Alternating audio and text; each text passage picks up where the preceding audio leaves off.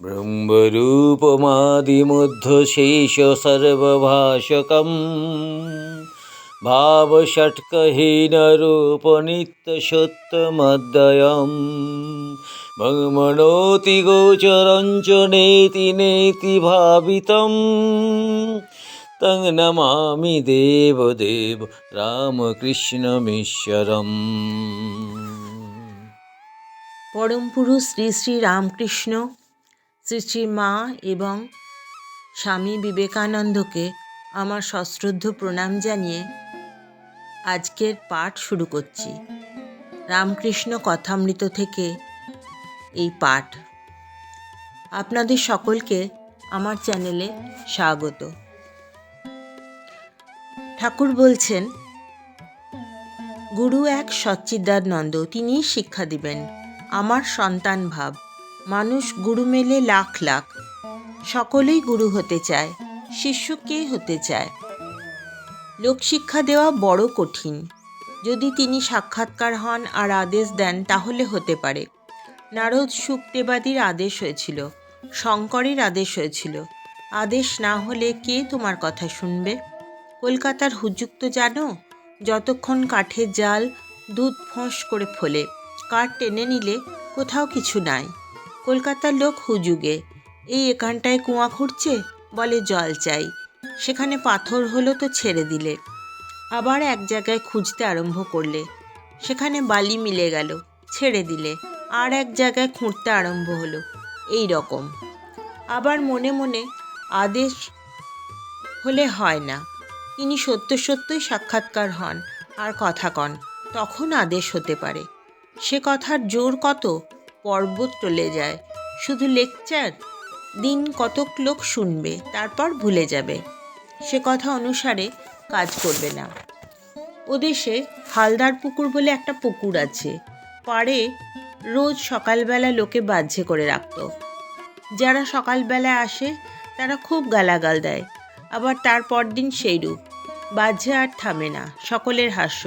তখন লোকে কোম্পানিকে জানালে, তারা একটা চাপরাশি পাঠিয়ে দিলে। সেই চাপরাশি যখন একটা কাগজ মেরে দিলে বাহ্যে করিও না, তখন সব বন্ধ হলো। সকলের হাস্য। লোক শিক্ষা দেবে, তার চাপরাশ চাই, না হলে হাসির কথা হয়ে পড়ে। আপনারই হয় না, আবার অন্য লোকে। কানা কানাকে পথ দেখিয়ে লয়ে যাচ্ছে, হাস্য। হিতে বিপরীত। ভগবান লাভ হলে অন্তর্দৃষ্টি হয়, কার কি রোগ বোঝা যায়, উপদেশ দেওয়া যায়। আদেশ না থাকলে আমি লোকশিক্ষা দিচ্ছি এই অহংকার হয়। অহংকার হয় অজ্ঞানে, অজ্ঞান বোধ হয় আমি কর্তা, ঈশ্বর কর্তা, ঈশ্বরই সব করছেন, আমি কিছু করছি না। এ বোধ হলে সে তো জীবন মুক্ত। আমি কর্তা, আমি কর্তা, এই বোধ থেকেই যত দুঃখ, অশান্তি। নবম পরিচ্ছেদ। কেশবাদী ব্রাহ্মদিগকে কর্মযোগ সম্বন্ধে উপদেশ। শ্রীরামকৃষ্ণ কেশবাদী ভক্তের প্রতি, তোমরা বলো জগতের উপকার করা, জগৎ কি এতটুকু গা? আর তুমি কে যে জগতের উপকার করবে? তাকে সাধনের দ্বারা সাক্ষাৎকার করো, তাকে লাভ করো। তিনি শক্তি দিলে তবে সকলের হিত করতে পারো, নচেত নয়। একজন ভক্ত, যতদিন না লাভ হয় ততদিন সব কর্ম ত্যাগ করব? শ্রীরামকৃষ্ণ, না, কর্ম ত্যাগ করবে কেন? ঈশ্বরের চিন্তা, তাঁর নাম গুণগান, নিত্যকর্ম এসব করতে হবে। ব্রাহ্মভক্ত, সংসারের কর্ম, বিষয়কর্ম? শ্রীরামকৃষ্ণ, হ্যাঁ, তাও করবে, সংসার যাত্রার জন্য যেটুকু দরকার, কিন্তু কেঁদে নির্জনে তাঁর কাছে প্রার্থনা করতে হবে, যাতে ওই কর্মগুলি নিষ্কামভাবে করা যায়। আর বলবে, হে ঈশ্বর, আমার বিষয়কর্ম কমিয়ে দাও, কেননা ঠাকুর দেখছি যে বেশি কর্ম জুটলে তোমায় ভুলে যাই। মনে করছি নিষ্কাম কর্ম করছি, কিন্তু সকাম হয়ে পড়ে। হয়তো দান সদাব্রত বেশি করতে গিয়ে লোকমান্য হতে ইচ্ছা হয়ে পড়ে। পূর্ব কথা। শম্ভু মল্লিকের সঙ্গে দানাদি কর্মকাণ্ডের কথা। শম্ভু মল্লিক হাসপাতাল, ডাক্তারখানা, স্কুল, রাস্তা, পুষ্করিণীর কথা বলেছিল। আমি বললাম, সম্মুখে যেটা পড়লো না করলে নয়, সেইটাই নিষ্কাম হয়ে করতে হয়। ইচ্ছা করে বেশি কাজ জড়ানো ভালো নয়, ঈশ্বরকে ভুলে যেতে হয়। কালীঘাটে দানই করতে লাগলো, কালী দর্শন আর হলো না। হাস্য। আগে জো সো করে, ধাক্কাধুক্কি খেয়েও কালী দর্শন করতে হয়। তারপর দান যত করো আর না করো, ইচ্ছা হয় খুব করো, ঈশ্বর লাভের জন্যই কর্ম। শম্ভুকে তাই বললুম, যদি ঈশ্বর সাক্ষাৎকার হন তাকে কি বলবে কতগুলো হাসপাতাল ডিসপেন্সারি করে দাও? হাস্য।